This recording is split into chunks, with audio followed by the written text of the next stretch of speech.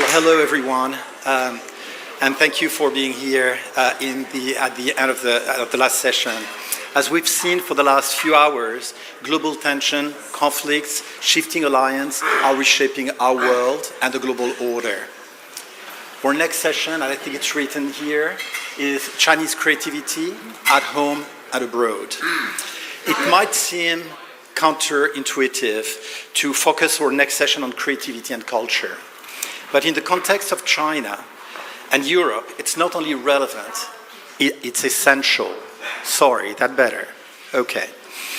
And of course, it's essential. I would have to say that being the person in charge of culture and art and with partners in crime here to do the programming on arts and culture, you would not expect me to say it's not important. But as geopolitics harden, culture remains one of the last frontier for genuine dialogue. Many of you in this room know that beyond politics and trade, it's often through art, design, film, food, as Joyce said very earlier, food is important, and language that real connections happen. Where diplomacy may falter, art, literature, and shared story continue to build bridges. Creativity is a form of soft power, a way to foster understanding and connection. Europe and China are both cultural giants, with rich history and dynamic creative sectors. But how they express and export culture differs, and often reflecting deeper values. And I want to emphasize on value, because this is what it's all about. Europe champions openness, diversity, and rights. China balances heritage with state-guided modernity. This difference makes dialogue challenging, but also more important and urgent. Beyond identity, let's remember one thing. Creative industries are economic powerhouses. In both regions, they generate millions of jobs and billions in value. From fashion to film to gaming to architecture, creativity is not an expression, it's a strategy. And in today's digital world, where content is shaped with algorithm and controlled by a few platforms, cultural autonomy matters. How we tell story, who gets heard, what values are embedded in our digital space are now geopolitical questions. Lastly, creativity has a role in shaping our shared future. Shared future which is at the core of Asia society mission and values. From climate change to social cohesion, we need imaginative thinking, narrative that moves people, not policies that just move paper. So why talk about creativity and culture now between China and Europe? Because they help us see one another more clearly, work together more effectively, and imagine futures that we might actually want to share.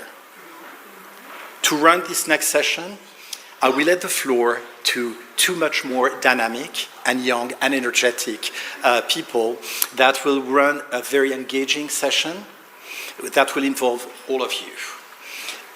But before I do that, I want to apologize on one of our panelists who is gone. Qing, but it was on the original program. Qing, as many good dancers, have a back problem. And he is, as we say in French, cloué au lit, nailed in bed, and cannot, at the last moment, could not come. So she apologizes to all of you. She would have loved to be here. But there is a wonderful replacement, and I will let the two, Rohan, my good friend here that I just blanked on the name, Capucine. How can I do that, Capucine, to you? To come and introduce the next panelist. Thank you.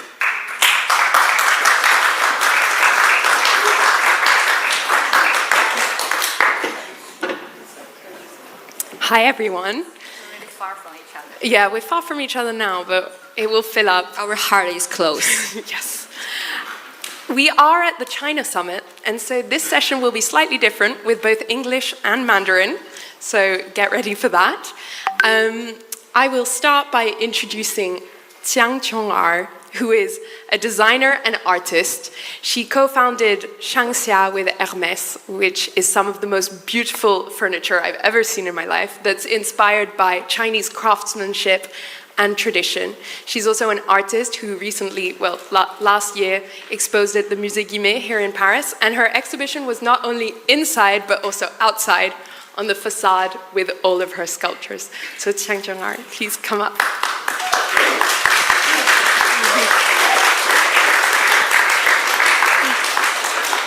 Our second speaker, Jia Jiawei, is an award-winning screenwriter. She is the screenwriter of a film that you may have heard of, A Little Red Flower, which was one of the highest-grossing films in 2020 worldwide and has been nominated for 4 major awards. She's also written for other film and TV, and I'm sure we'll hear about it more. Please come up.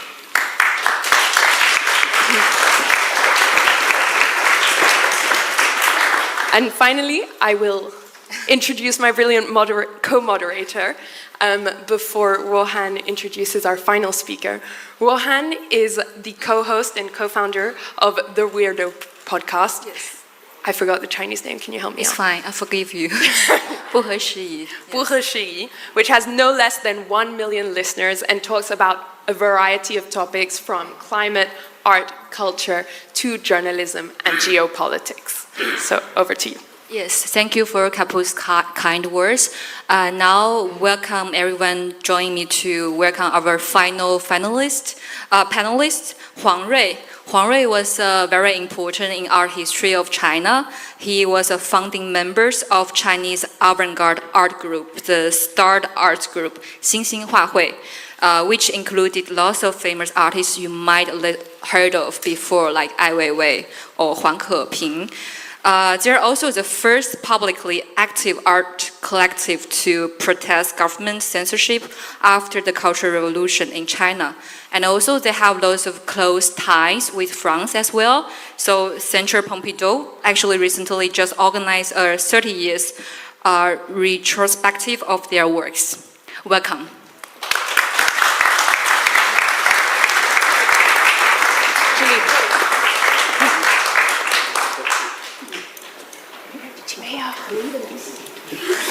Yes, actually, when we are speaking about the power of the culture, I want to mention a thing when I arrived Paris yesterday. So I live in Amsterdam, and yesterday when I arrived Paris, somehow my mind was just cannot stop playing the music and theme of the movie Amélie. So I feel like that's the power of culture. Because when the culture is spreading to the world, I watched this movie when I was 10, and it's like super influencer among Chinese audience and younger generations. So I think it's just like such a fitting session to talk about culture and creativity in Paris, and also how Chinese culture were affected by the global and how it's affecting the global perspective as well. So my first question would be, since all of our speakers actually had cross-culture living experience, all of you actually are living in Western and Eastern before. So my first question would be, how did you perceive yourself and your living experience in Western and Eastern to influence your artworks? So maybe we, starting from the Chong'er. Okay. 大家下午好 Bonjour, good evening, good afternoon. I'm very happy to be here today. And I'm born in Shanghai, in China, and then I came to France, study in Art Deco in Paris. So France and China are both like two parts very important cultural roots in my life when I create. And so I want to make it short because otherwise I can talk 1 hour about this question. So I think today, 21st century, 2025, July, I think an artist, when you have multi-cultural background, I think today our mission is no more representing in our individual expression, artistic expression. I think today's world, we need some artists to try to create at the, at the place of humanity, which I mean, when you create, normally you say what I want to say as an artist. But I think today we have the mission, and it's the time, very important time, that artists, you ask what this world needs and what humanity needs to be awakened, which message we need to pass. And so, like you said, my project at the Musée Guimet, it's about origin, to call that all life stems from same root, that we are not looking for what we are different from our culture. We are looking for through art what we are in common. And maybe with this common power and common points that make people be together and take care of each other, and maybe we can go together to the future. So I think that's how I identify, myself as an artist. Whatever you do as monumental installation, design, or painting, it's more for this. It's keep the soul awakened. And I think today, with the technology, with all of this, very speedy, developed, AI, all of this, it's even more important art. And maybe it's too serious what I say, but I truly believe art is the arc de Noé, how you say English? The Noah's Ark of human being civilizations. And I think art should be beyond language, beyond words. It's how to say, it's a emotion, it's a message, it's a feeling for all of us being together. Thank you. Yes, actually this question I also want to ask Kapsim, because I didn't mention your background, but actually you are having very rich background living in different places. You are in China for 5 years and you are choosing like very specific location in China like Chengdu or Hong Kong and like Shanghai, so you're being everywhere like in China, and also you are working in Paris now, so like Kapsi also co-founded like a very good platform to promote the women mental health. So I would like to know your opinion about this question a little bit as well when we move forward to other panelists. Absolutely. Can you hear me? Yeah. How did China shape me, or my experience, my cross-cultural experience? I grew up between Morocco and London, even though I'm French, and then I spent 5 years in China. So I don't think I would be who I am today without the cross-cultural experience. I'm not an artist, unfortunately. I'm a creator in some way. But I think everything we do is informed by our past. And for me, the cross-cultural past informs what I do today as well.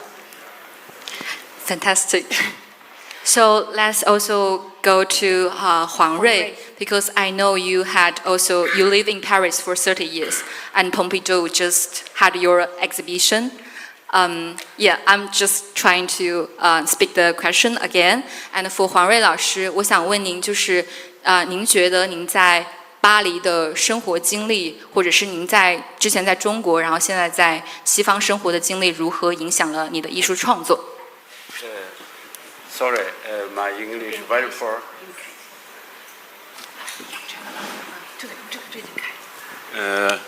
Actually, I'm not living France. My friend living here, so same group, start group, another member, name is Wang Keping, Ma Desheng. They live in France, and Li Shuang live in France more than 40 years. But for me, I'm just moving Paris start to living last month. Start really. But my partner is French. I have a lot of friends living, even Chinese, French, living in Paris. So I love Paris. One thing. That's it. But another one, I'm not going to here to participate talk.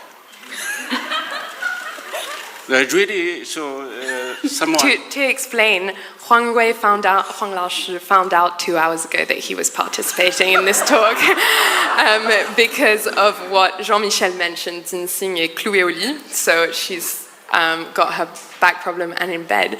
But we're so lucky to have you. We really are, I'm not joking. And just to give context, it's so great to have different generations of Chinese artists with us. And you were one of the first contemporary artists that led a movement in China that still inspires the generation today. And so thank you for being here. Thank you.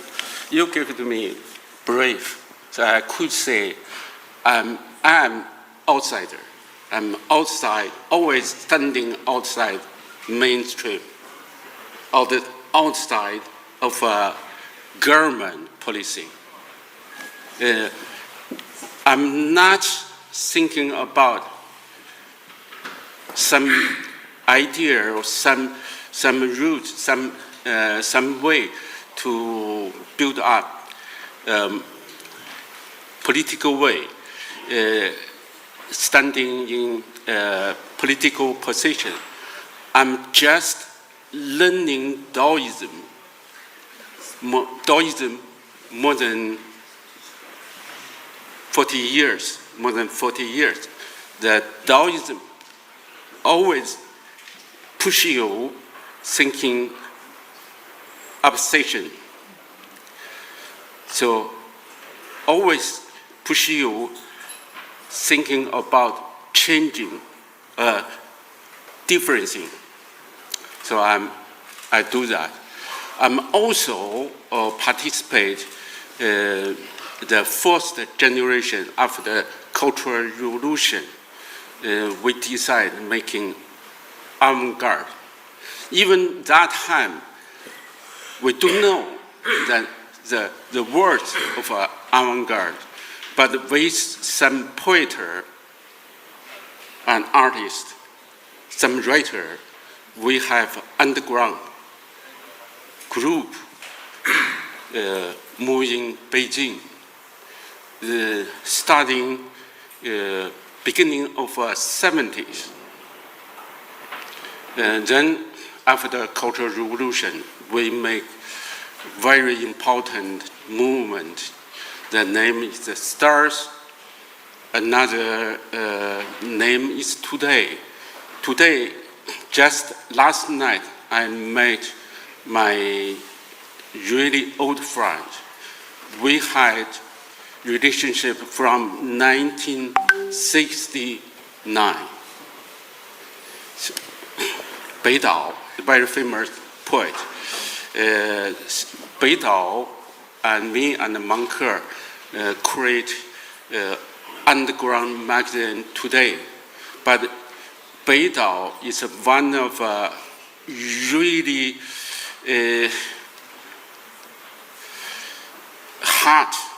hard decision to keep Today's magazine keep going, upholding more than from 1978 until to right now. Even right now, in China mainland, censored Today's magazine. That is the situation. So, okay. Yeah, I think definitely in China, the censorship affecting the art and culture a lot because just looking back my journalism experience, that's the same as well because I was working for institutional media and then one of the media was banned by the government. So that's actually basically the story why I started my own podcast. So definitely, if we are talking about culture in China, the censorship and regulation is kind of avoiding topics. So let's also talk with Jia Wei because Jia Wei is a very famous screenwriter and your works cross the film and TV. So how you are also living in Paris now? You didn't move yesterday, right? Moved to here yesterday.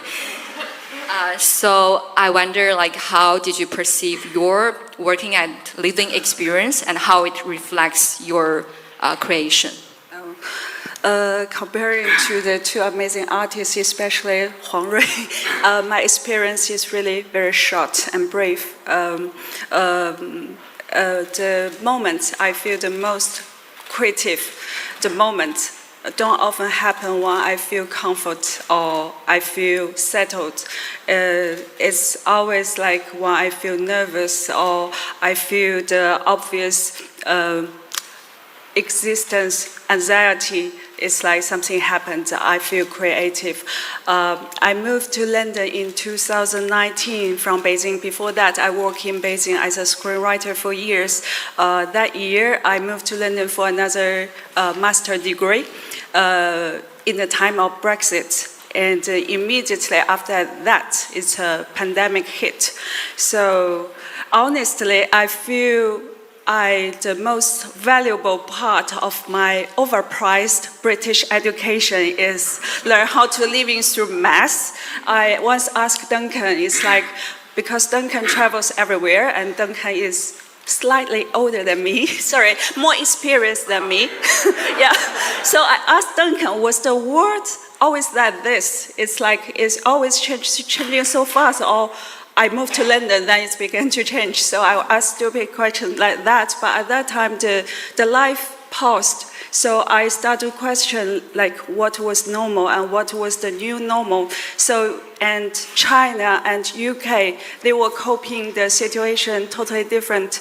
So it made me reflect a lot. So after 2 years, I moved to Paris. At that time, it was still difficult to travel back to China.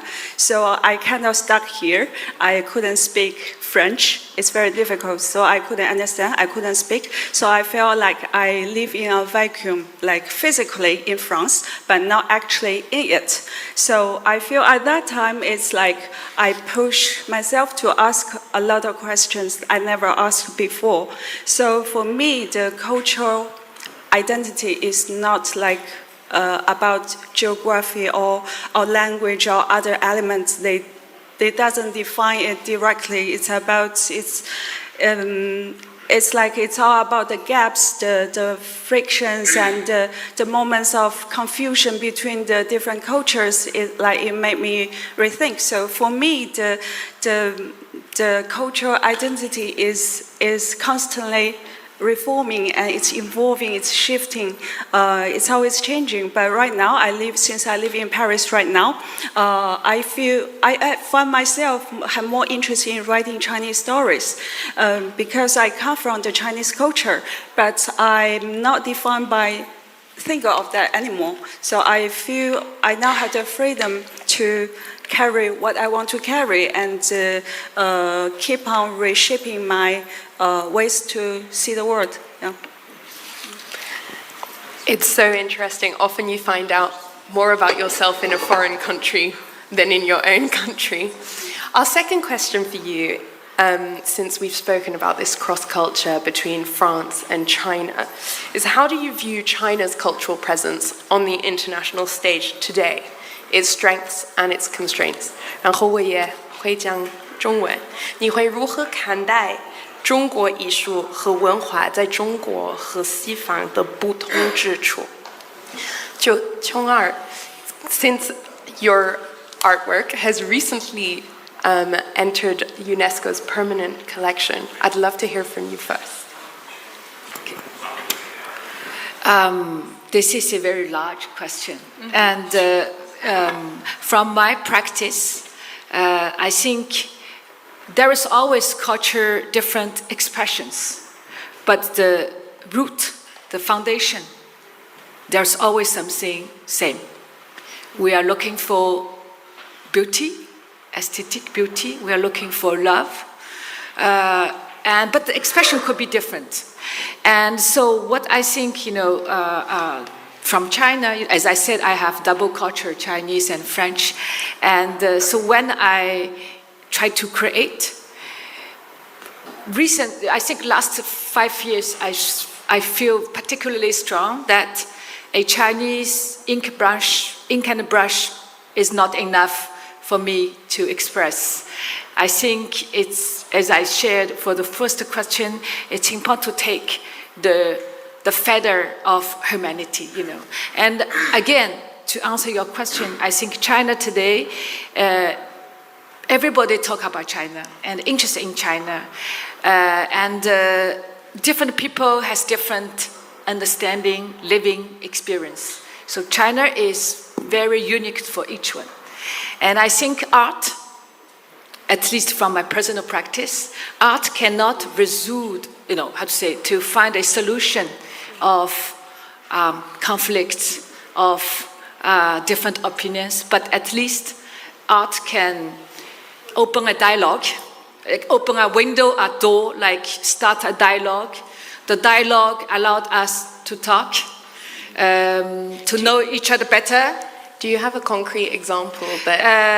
For example, when I create the 12 mythical creatures for Musée Guimet, for example, when the president of Musée Guimet invited me for that monumental art installation, I told myself, here today in Paris, the Olympics, and on the Place d'Iéna, I'm no more only representing China, okay? And I'm dialoguing with the world. So then the 12 mythical creatures, maybe some of you saw them, each of them is calling a collective human being value, calling for peace, calling for freedom, calling for bravery, calling for equality, calling for the nature, the time, the 12 collective human being values. And how I create them, I go back to the history. I find in the ancient Maya culture, ancient Egypt culture, ancient Chinese culture, India culture, we already have mythical creators who were the guardians of different dynasty or period of time. And I invited them to coming out from the history with AI, the technology, which is today, the symbol of today. I recreate 15,000 baby mythical creatures, mixed, métis. They are the métis of human being civilizations.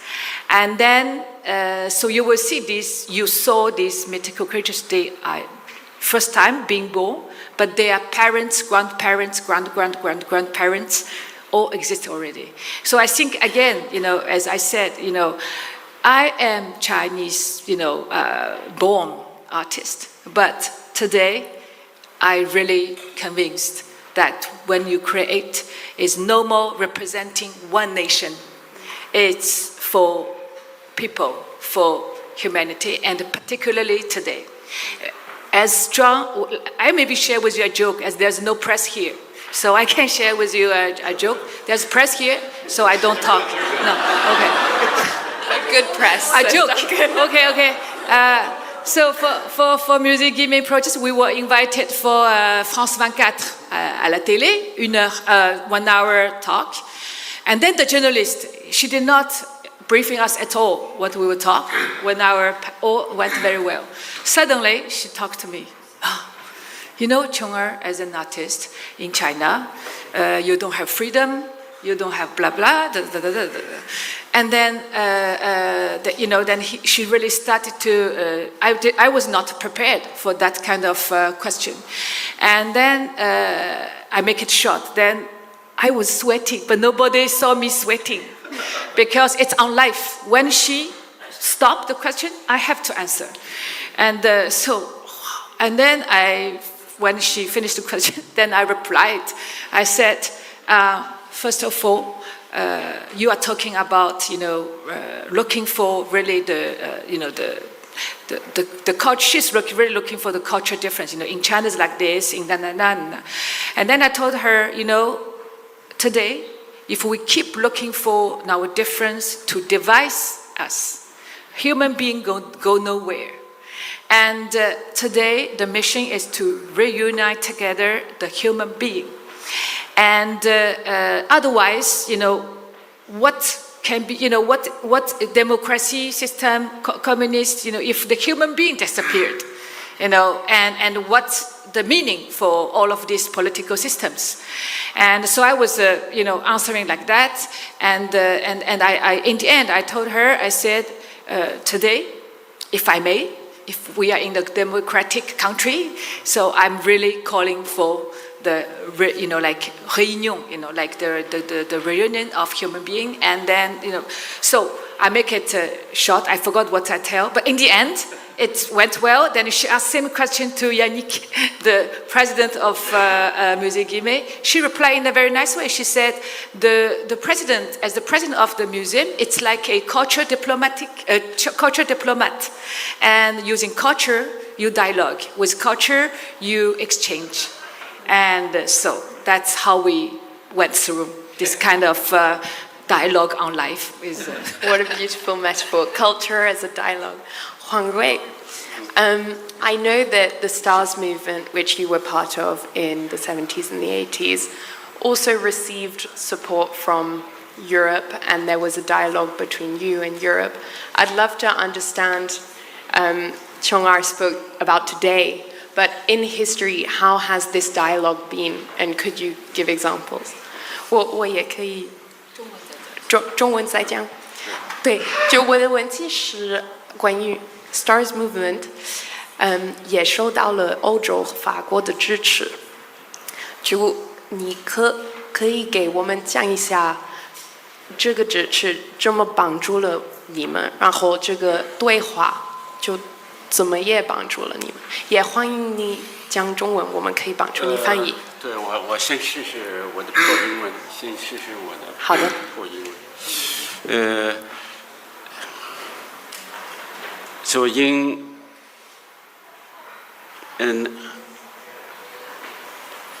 I start to learn painting really early, so since my 3 years old.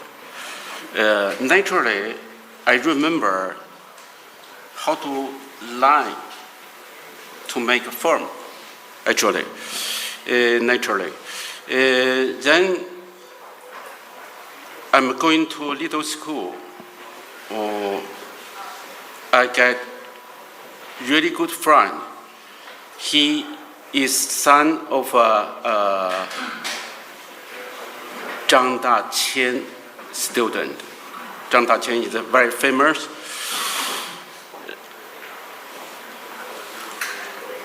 We together, two boys, studying, learn ink painting. So we learn from 9 years old to 11, so almost 2 years.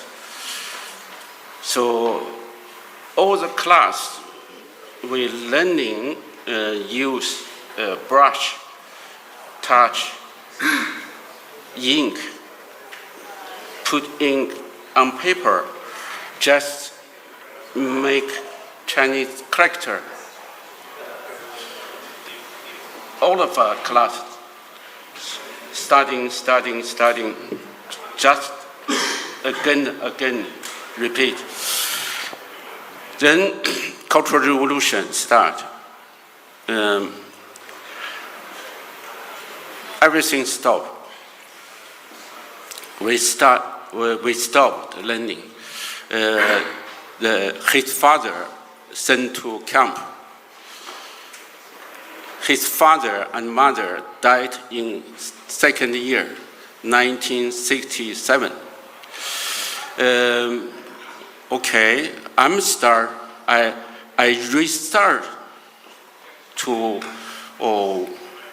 making painting from my self-selection. That time, I really love Western music and start reading the novel of Western writers. Really start in myself secretly. Then I start to make oil painting and drawings. I borrowed sketch of Michelangelo from Library of Beijing during Cultural Revolution. Then, very important time for me, changed me. So I'm already think I'm one of young person to join avant-garde movement. So, but my friend, all of writer, poet, painting not easy directly going to contemporary art. We should to learn step by step. Then one day the French government sent the big exhibition in 1978 showing NAMOC, National Museum of China, Beijing. They select almost 100 master paintings. The title is French painting, landscape painting in 19th century. Then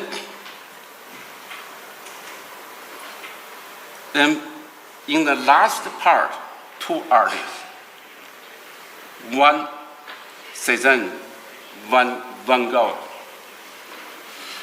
But these two artists, China Academy, the Art Academy, don't want them come to Beijing. They not put in the name list information in the exhibition. I really don't understand the people, the art student going to looking Courbet, Millet, something. Of course, the beautiful painting and Monet. But last one, when I directly in front of Cézanne, sorry, I'm full-time use English to explaining that time. I think it's really brave to me, really open my mind, not my eye, because Cézanne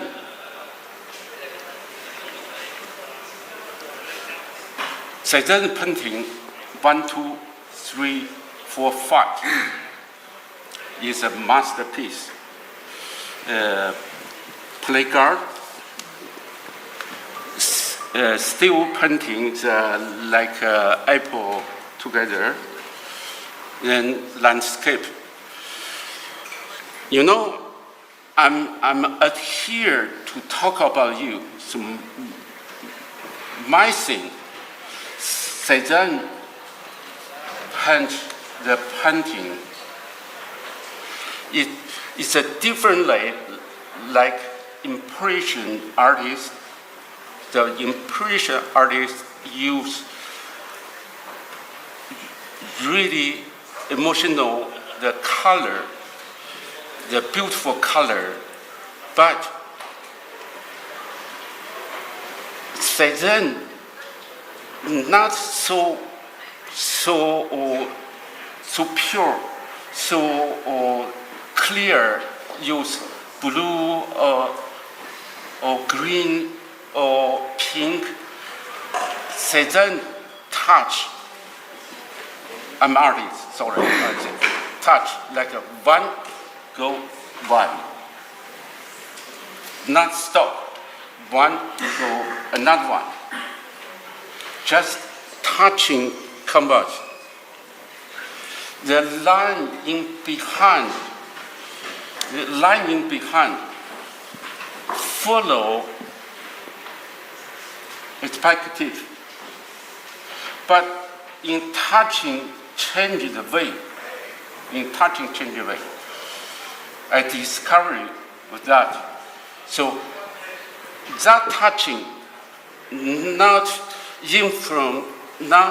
for protective to make landscape, it's dialogue for himself, touching, then go another way.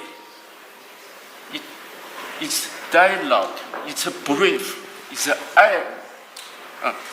So I think, okay, it's broken is a traditional, so like China art academy use Soviet. So it's still use socialism, realism, still, but it's a tradition. It's a really, when I say, it's like say. So saying should be answer what kind of thematic, but Cezanne really freely. So I found that to make influence to myself.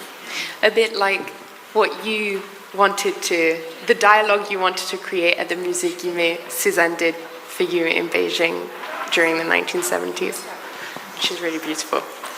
Yeah, the next question is also the question that I'm really concerned about, which is about like how art actually reflects the social trends in China. Because like when I was talking with my friends, we used to say I feel like the sense about time is like before pandemic and after pandemic. And because I'm working for the social media and working as a podcaster, so I can receive lots of comments and feel lots of social emotions from the social media to some extent, and I do fear there are lots of social change were happening in China, and it reflects in the movie, films, music, and our content creations. And I would like to ask this question to Jiawei firstly, because she wrote the like she's the screenwriter for the 送你一朵小红花. And also we noticed like last year we had a very famous movie which is called Her Story. And that movie I think really reflects that how feminism is uprising in China nowadays among younger generations. So I would like Jiawei to talk a little bit about it. I can't speak for other form of art. I could only speak about film. Like in China, the film and TV, they respond to social and culture and ideology change with immediacy, even with foresight. Because on the one hand, I think for Chinese audience, the tickets for films, I think it's expensive comparing to their average salary. So it's like a vote. They vote to their emotion. It's like an emotion vote to the stories which could reflect their internal landscape, their unspoken needs, their unspoken anxieties. So it's like a vote to them. So I think for capital, they are very sensitive and very quick, and all the funds come to those kind of works that could reflect the change of society. For example, for my own project, I finished the script of A Little Red Flower in the beginning of 2019. At the beginning, it went very smoothly, but it didn't went into the stage of production. But after the COVID, the social emotion suddenly changed. People have a lot of desire and anxiety need to relieve. So during the COVID, it's a very difficult time, but the story got the funding with record speed. And it's getting done during the COVID. And when it went to the market, it earned around more than $200 million at box office that year. So itself is telling. And the story you mentioned last year, there were two very popular films in China. One is called Her Story, it's called 好东西. Another one is Decision to Leave, 出走的决心. I think it also tells there's something happening in China right now. Yes. There's a discussion about women's voice and the perspective. It's like you could feel the change. Like, there is like, by the structure or mindset, we have a long way to go to reach the real equality, but you could feel the change. For example, we have some male co-workers that they don't really understand Why it's important. how to respect women, but they got a fear. They got a fear that they will be calling out by the audience. Yeah, so it's in a weird way that this kind of fear urged them to start to listen to the voice of women. They know they couldn't make it all alone by themselves. And the opposite, when there are social sentiment coups, you could feel the difference. For example, multiple producers told me this year, no more love story. No one believes in it anymore. There's no romance in China. It's like you could feel that as well. So I feel it's very quick and direct. Yeah. So young people doesn't believe love anymore nowadays. The traditional form of art, it doesn't work at all, and there's no money flowing to it. But maybe there's a new form of love we are still exploring. Yeah. Traditional love and new kinds of love. Yeah. The society is changing, I feel. Yeah, when it comes to women voice, I would also ask Chong-er, how did you see this question? Being a woman, I think, is very lucky. If somebody ask me for your next life, would you like choose again, woman or man? I will choose woman again, being woman. Why? Yeah. I think being a woman, we are very lucky that the life gives us the generosity. I don't mean men do not have, but we have the generosity, we have the multi-task, in our life. We can play. Turn off the mic. Yes. That one. Yeah. 没关系. So, for example, I'm artist, I'm designer, I have 5 kids, I have a grandson, we have many projects, in China, in Europe, in Qatar, and in the world. And so I think being a woman, my husband always told me, he's a French, nobody's perfect. I married with a French. Yeah. And so he always told me that how we can deal with so many projects at the same time, family projects, creative projects, art projects, in different culture, in different environments. I think woman has that generosity as mother. Okay, when the kids coming out from you, it's a very unique experience. And also, I think women, we are lucky because we have this kind of internal soft power. We don't look like aggressively powerful. Now our power is coming from the tenderness. And one of my artwork that I created at Musigime on the roof terrace, I invited the Chinese ancient Nushu. Some of you who may know that almost 1,000 years ago, the Chinese woman is not allowed to study. So they don't know how to write. They have no right to learn how to write. And so they invented a particular secret code, secret language called Nushu, only used among women, writing poems, writing letters, writing songs, embroidery, etc., and only pass it on to women. And so I used that writing character, which represents a lot of bravery of women that time. And I interviewed 60 women about what is the definition of bravery of today as a woman. And that poem is very short, but very strong. And then I used the reinvented secret code of Nushu that I reinvented with traditional Nushu, oracle, Zhuanshu, and Caoshu, a new, like women's code. And Cui Wen, you read that book during the inauguration. And then, I think if we use one more, maybe is oser, ose, oser, dare to dare. I think for women, we are daring to dare to do things, without limit. Yeah. I think, again, art is the witness of all of this change that you're talking about, the culture, the generation. Art is the witness. Different generation of artists creating the art of their generation. Yeah. So art played a role like the witness of how society, culture, time changes. How it reflects in your own work? I'm trying to living always like 10 years old, That's my challenge. So I always keep myself 10, 15 years old, interested in what is happening all the time. But this is one side. Another side, I'm very deeply connected with history. I always go back to history, to the masters, what they created. They are like already giant mountains, that when you step on giant mountains, you have a different perspective, different angle of the world.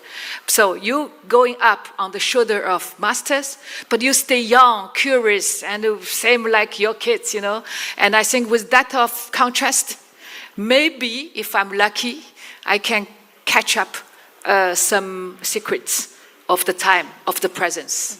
Yeah. We want to leave some time for Q&A, so I think we're going to open the floor now for questions for any of our speakers, or we also have half an hour, and it's also because you are experts in the room, and it's if you have feedback, things you want to share on the sessions we've had today, or questions you'd like to pose to the room to take outside for drinks afterwards. Peng Pei. Does someone have a mic? Okay, give me. Where is Peng Pei? So first question is for Jiawei.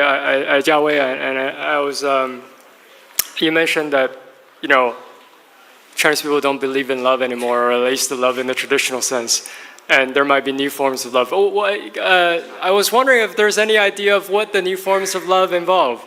Maybe different varieties or something like that.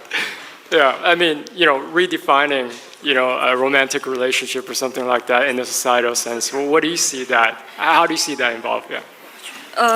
For me, I feel it happens because the structure of the society is changing, and it's very expensive to get in love in China right now.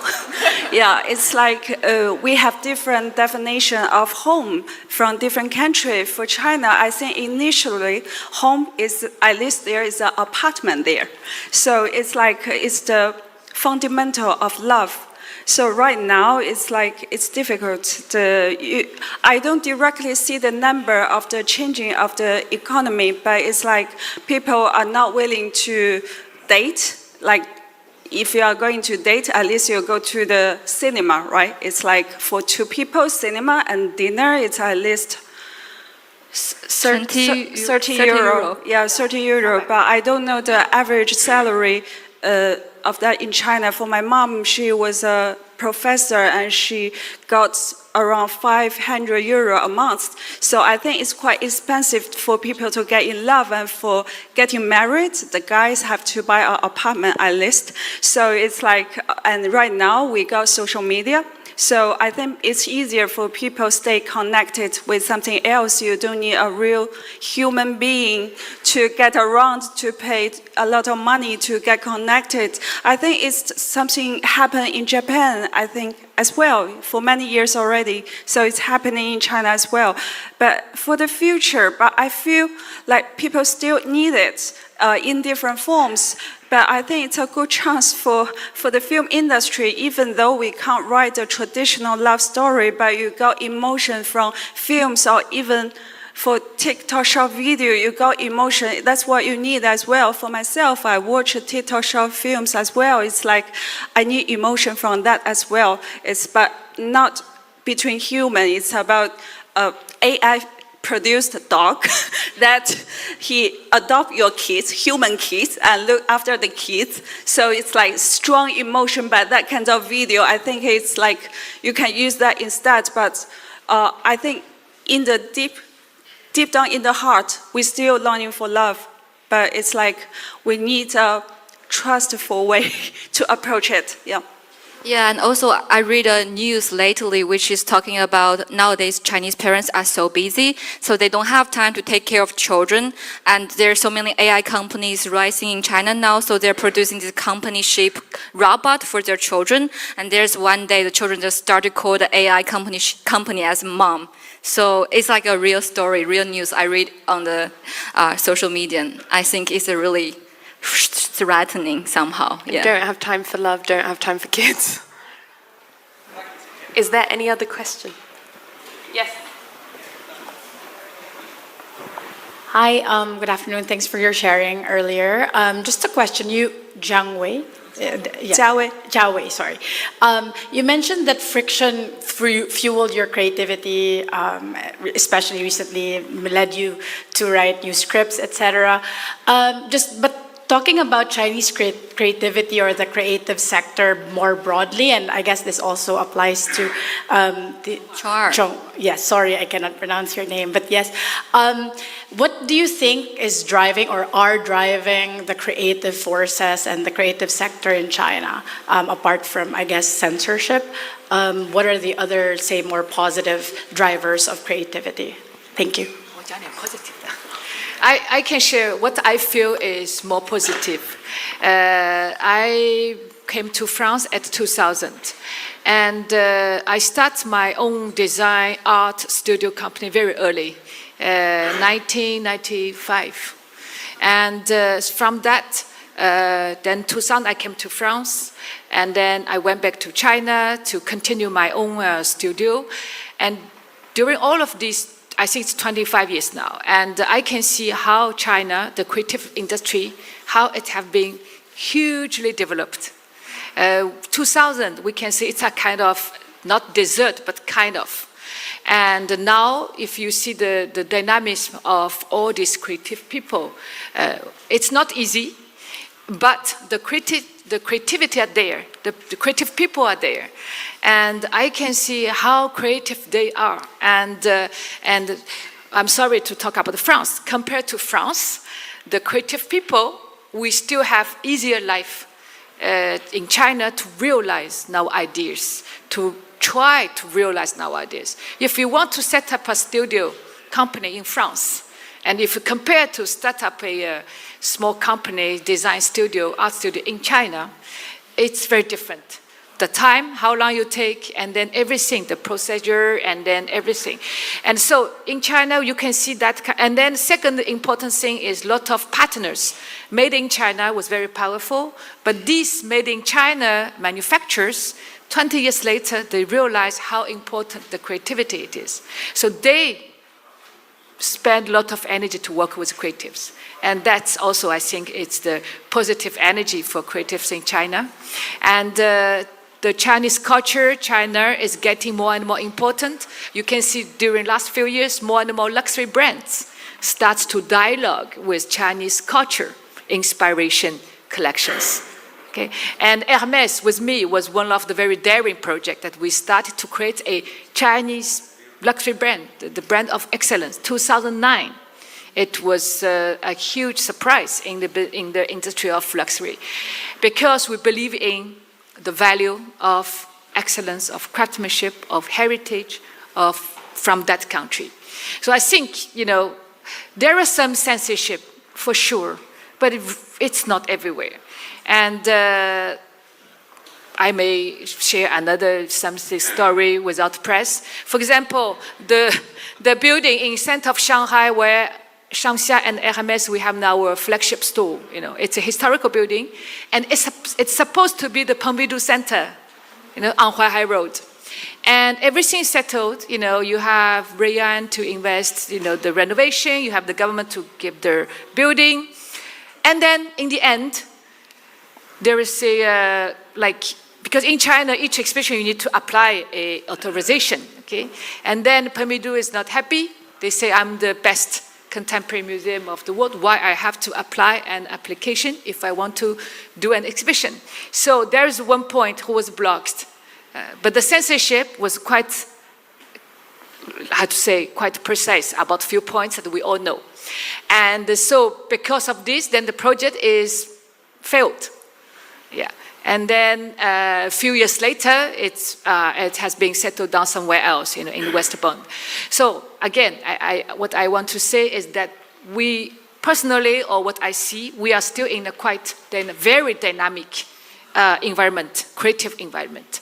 And as Chinese culture raising, more and more, then from the luxury side, from the global culture side, people, they are doing less imposing their business in China, but it's more about a dialogue.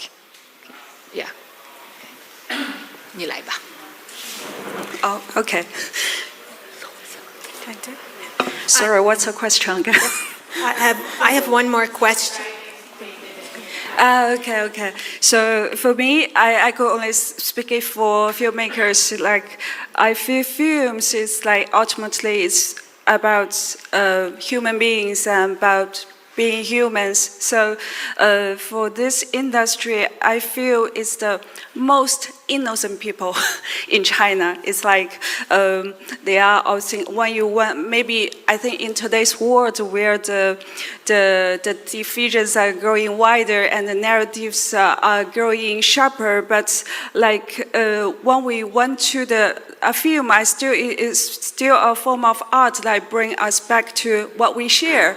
When you enter a cinema in France or in China, it's like immediately you got the story of others. Like we see how much the Chinese ordinary people and people from France and the US share in common. So it's like you could relate easily. So I feel also we are not documentary, we are not journalists. So it's like story itself is a metaphor of life. It's like you got like we may cry in others' pain, we may cheer in one other rise again. So it's not, for myself, I didn't have touched the bottom line of censorship. It's not a problem for me, for myself, but I can't speak for others because finally it's about human, it's about what we care about. Yeah.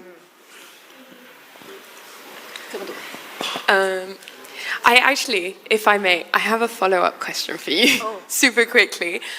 It sounds like, by what you're saying, it sounds like a lot of the culture in China is commercially driven, so luxury brands pushing for it, or I worked in shopping malls and we had art exhibitions. Personally, when I came back to France, I found that there was a slight difference between that and here you have a queue outside the museums to go into an art exhibition. Do you see that as true, or what's your perspective on the topic? I see it as true. That more and more people are interested in art. Like the Shanghai Museum, they organize a exhibition about Egypt civilization. There's queuing. Oh, really? 5,000-6,000 people every day, and so when the people are getting more and more curious, and they want to learn. I think one of the Chinese character is we love to learn. There are a lot of young retired people. They are 50, 60, they all learn. My mother, 80 years old, she's learned singing, and so we love to learn. And so I think art is a way that they can learn, they can, talk, have a conversation with the world. And even in the shopping mall, you have exhibitions, you have art installations. And I think one is learning, another is the poetry of life. You can escape. And it's a beautiful escape. It's a poetic escape with art. Wonderful. I saw, just there. I don't have a question, but I have an observation. I want to reflect on the Chonger's optimism. I think if you think about the creativity, the cultural influence of Japan, Korea, and if you correlate that to the GDP per capita, I think China still have a long way to go.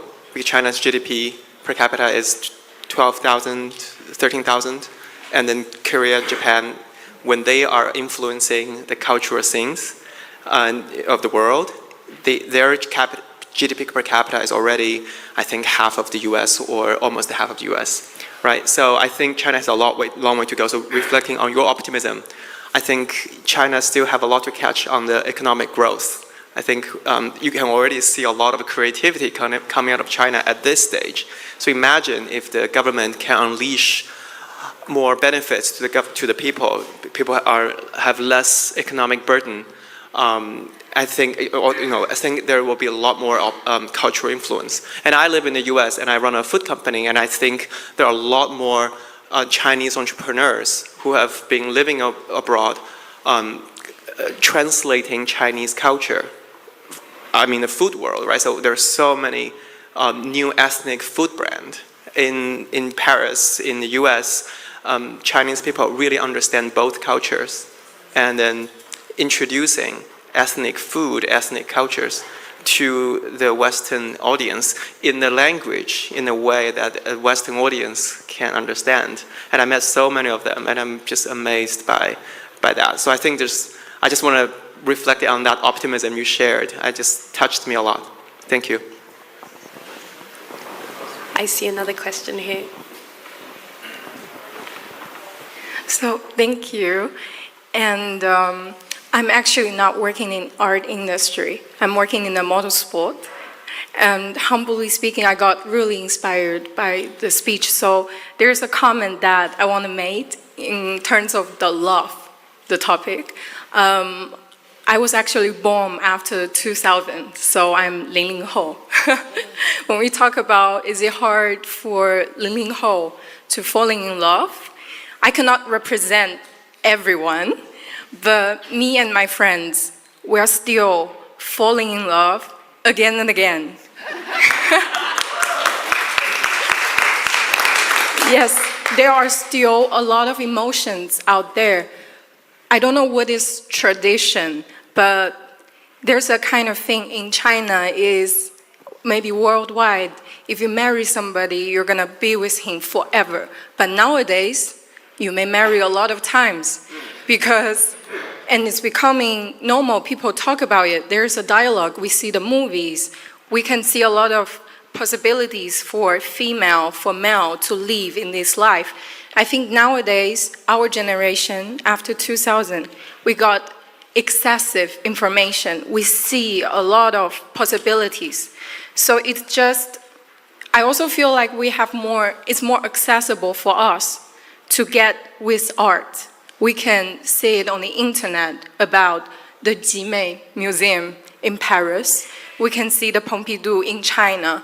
So it's just take a little bit of more time for us to deal with this information, to actually learn who we are. So it takes us a little bit of more time and gives us more chance to identify who's actually our lover if we define by ourselves. So that's just a comment. It's a very interesting remarks. I don't know, do you want to reply or make some comments or? Yeah, it's very true. When I studied in UK, at that time I was 33 years already, and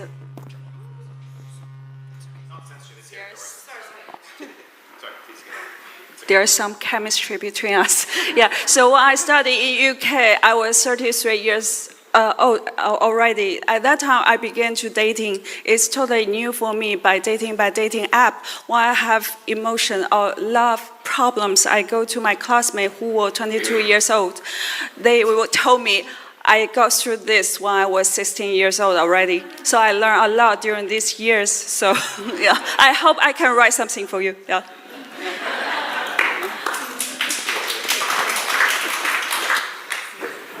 Yeah, I think Zichen also has one question. If I may joke a little bit, this is more fascinating panel than all the heavy stuff, right? Like, I was wondering if I could actually ask Rohan a question. I hope it doesn't come off as an ambush, like you're running 不合时宜 the Weirdo podcast, one of the leading, very influential podcasts in the Chinese language, widely available in the Chinese mainland, which is no small achievement. And I think there is considerable Chinese creativity there with you, with your co-host, Qing Wang. And would you like to share, your experience, how to develop that? I understand it has become a major channel of information in China. For example, I bumped into a PKU law school professor like 1 week ago, and she really appreciates the opportunity to highlight some of the job she was doing on your podcast, and it's really important public service. Thank you. Thank you so much, Zichen. I feel really flattered by your compliment.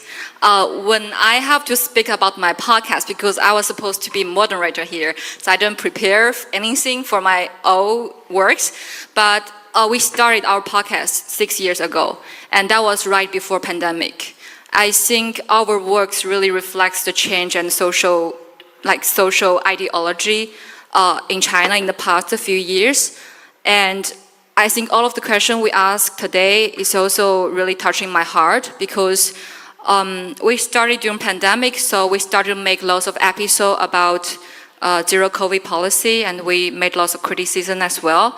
We interviewed the foreign journalists who live Wuhan in the last train. We also interviewed lots of ordinary people in China who were sent to Fangcang during pandemic. So we are using this way to record ordinary Chinese people's life during pandemic, which I think is very, very important. And I heard lots of feedbacks from our audience afterwards. They were saying, your podcast is so depressing, but it somehow feels very healing during pandemic, because at that moment, Chinese people start to realize how important to really care about social issues, because I think in our culture scene, we don't get used to talk about politics and social issues just because we feel it somehow is a taboo, or it doesn't matter to talk about it on social media because it will be banned or deleted afterwards. But during pandemic, everyone has the desire to talk about it. So I feel sad because our podcast became popular during that time period, and because we are making so many episodes about zero COVID policy. But I also feel lucky because during that time, it's like a very special window for podcasters or independent creators to make lots of content really related to people's life. And afterwards, I moved to Europe because of lots of reasons. I did my Me Too movement in China, and the media I worked for was banned by Chinese government, so I just feel like there's no way to go. And so I moved to Europe for studying journalism, and I continued to do my podcast. And I'm really proud of me and my co-host, Qing, and she was also invited by Asian Society Switzerland before. In the past 5 years, 6 years, we're working for our medium projects while keep this podcast alive. And we're producing it every week in the past 5 years. So I think I'm really proud of that. And when we moved to Europe, we didn't really stop to concern about social issues, because then Europe started to happen lots of things like Ukraine war. So during pandemic, lots of Chinese journalists cannot leave the countries. So me and my co-host just decided to go to Ukraine and the border of Ukraine to report what's really happening there, which I think is very important to be present as a journalist.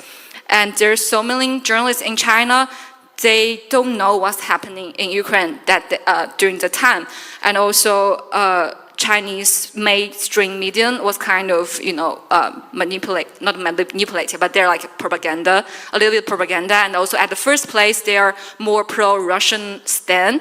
So we bring the ordinary people's voice to Chinese audience and actually shift their view towards the international news a little bit, which really surprised me. I remember this one story was happening between me and my co-host. Is like she's going to Ukraine to interview one of the female soldiers on the front line, and actually the female soldier told her how struggling she was during period. But when she reported this storyline to the editor in the newsroom, the editor is a male, and he was asking why it matters to ask this question, why you are waste this time to ask this question. So we cannot write it down on the newspaper, but we talk about it in our podcast, in our episode. So lots of people were actually impressed by that, by like that little details, and they thought, oh, it's such, emotional and provoking details that they really related to the soldiers who are in the front lines, and they feel like how cruel of the war, instead of just listening to people are talking about geopolitics relations. They cannot relate to how ordinary people were suffering in the front line. So that's the point. I realized the power of the story and the power of the creation.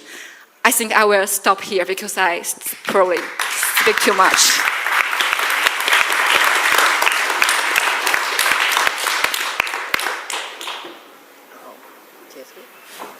Thank you, and thank you for highlighting Rohan's incredible work. I recommend everyone listen to your podcast, and I also have a podcast, and believe me, every week must be very hard. Every month for me is already quite difficult. I'd like to open the floor to one last question, if there is one, and if not, I will... One more?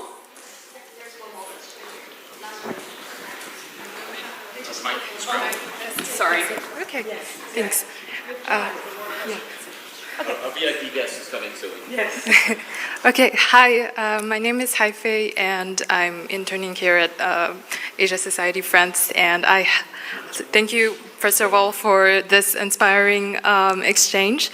And I am curious about the impact of technology, technological innovations and AI in your work. So for you, is AI a creation killer, or is it instead driving even more possibilities in your art? Thank you. Yeah. From my practice, AI for me is a very good assistant, a very good tool that will help me to extend the limit of my imagination. The human imagination. For example, for these mythical creatures, it's like you are making babies. The mythical creature from ancient Egypt from Chinese dynasty Xia or Shang, when they are together, if I watch them, I cannot imagine what could be. I can imagine, but I only have my own imagination. But the AI helped me to give me hundreds of possibilities. And then I can talk with him. I said, what do you think to have some, I talk with him, he is like a partner, an assistant to really extend your imaginations, the board. And so this is one, and I think what AI cannot do, that we can do still today, is the judgment. Either you say judgment, or either you say, like a perspective and opinion, because AI is based on all what existed already. And human being can create something which never or not yet existed. And I think if we find a smart way or a healthy way to dialogue, to talk with AI, it could be, at least for me, it helps me a lot. The AI. And I have a good friend who is like my uncle, who is run the biggest telephone company that you may all know. And I still remember we take a tea once every year. And I remember he told me that one day, if human being fall in love with a AI produced, you can say robot or you can say whatever, but human being, robot human being. And that's the most dangerous thing. And so for the moment, for the artists, for the creative people, AI is a good helper. Okay? But we don't know with which speed the AI can evaluate. And that's why I said art is the witness of each period of time where we live. And that's why I try to use different AI of the different steps of development into the art, to witness the development of AI, and with human being. Yeah. So till now, we are like this. But today, nobody can really predict the future and how fast, what will happen. So it's still full of lot of unknown and uncertainty. Jiawei, do you use AI in your work? For my industry, I think AI is very useful because the procedure of making a film is really very long. For the projects I experienced, at least 1.5 years. So when you began to write a love story, you couldn't predict it. After 2 years, no one believes in love anymore. So I think AI speed up everything. It's like I once participated in an animation film. It's the procedure of the whole film is 5 years. So at the end of first year, I entered the project, and it's when I entered the office, there is like a blackboard. It says we were 2 months late already at the end of first year. So I think AI, of course, you have many benefits and disadvantages, but the most important is speed up everything. So it gave the capital confidence as well. It makes it a better business. As a follow-up question, how is social media impacting your work? Our attention spans are becoming shorter and shorter as we get into the habit of looking through reels on TikTok, on Douyin, Yeah, so I feel nowadays audience, they have shorter focus they pretend to like shorter TikTok video or something, that's for sure. But I think the cinema will always exist because at the beginning, the birth of cinema, at that time, filmmakers, they are fighting with bistros and pubs, they are getting the attention, like they compete the attention from that. So I think it's like it happening, but I think they're different. Yeah. I have a very quick follow-up question. So nowadays, like my industry are really worried about to be replaced by AI. I don't know how about your industry. Like, do you think screenwriters can be replaced by AI someday? I was happy to hear that screenwriter was the last one to be replaced by AI last year. But after using ChatGPT for 1 year, I'm not so sure about it. So yeah, hopefully. Okay. There's another question. We're still waiting for a VIP guest. So.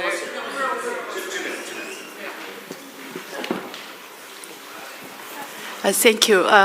My name is Yalin, and I'm also in the art industry. But this question is from Ruby. So she wants to ask which kind of your software you use for AI. That's first question. Yeah, you, because you said ChatGPT, so I just, that's very important. And the second, from my personal view, I'm also live abroad and left Shanghai 20 years ago, and I travel a lot of countries as a Chinese, and now I go back to the creativity, and I'm also lost. I mean, sometimes you have to, also your kids have to identify you are Chinese or not because you live abroad.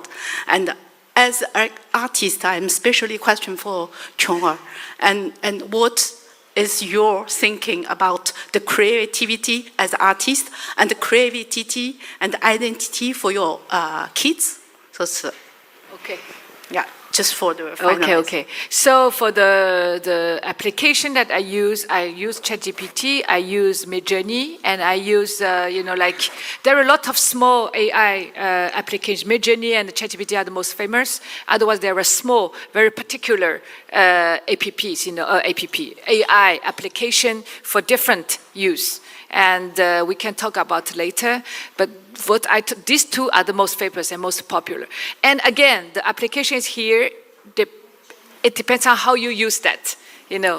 ChatGPT with you, living with her after 6 months, and living with me after 6 months, there will be two ChatGPT people, and very different. And this is quite. You can say worrying or you can say happy, they really know you. And they remember all what you ask them. And they have all the memory. They don't forget. even I forgot sometimes, they don't forget. And yeah, it's true. And once you get used to that, it's a new lifestyle, Yeah. And for your question, I have 5 kids. So for my kids, they are Chinese for sure. That's why I keep that they speak good Chinese. They can repeat Chinese poems.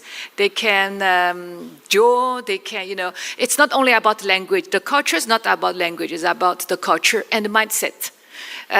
So what I wish is that they can understand the Chinese language plus culture mindset, and they can understand the French way and maybe the British way. I mean the Anglophone, the British way. And then once you have that kind of architecture in your mind, you are free. You are free, in your life. You can go different places and you can adapt. I think for the future, the most important quality that kids we need to help them. One is the capacity of adaptation. Wherever you go, you dialogue, you discover, you explore, you adapt with your own route, and you enter. Once you enter, you can find your home somewhere. First is the capacity of adaptation. Second, a beautiful personality. That's very important. And then the third is, a kind of a healthy, positive, healthy mindset, this is because you always have difficulty, you always have uncertainty, and with that, you go without fears, And if the parents can help little bit network will help, to give them some keys, This is very pragmatic, but if you have little bit network, you can help and support them, that will be very helpful too, So this is what I think.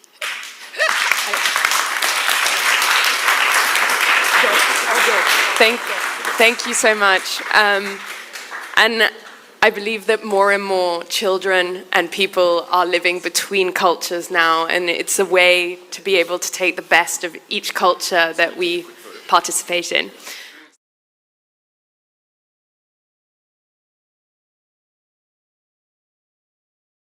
Now comes the heavy stuff. You've had a good time hearing about tech,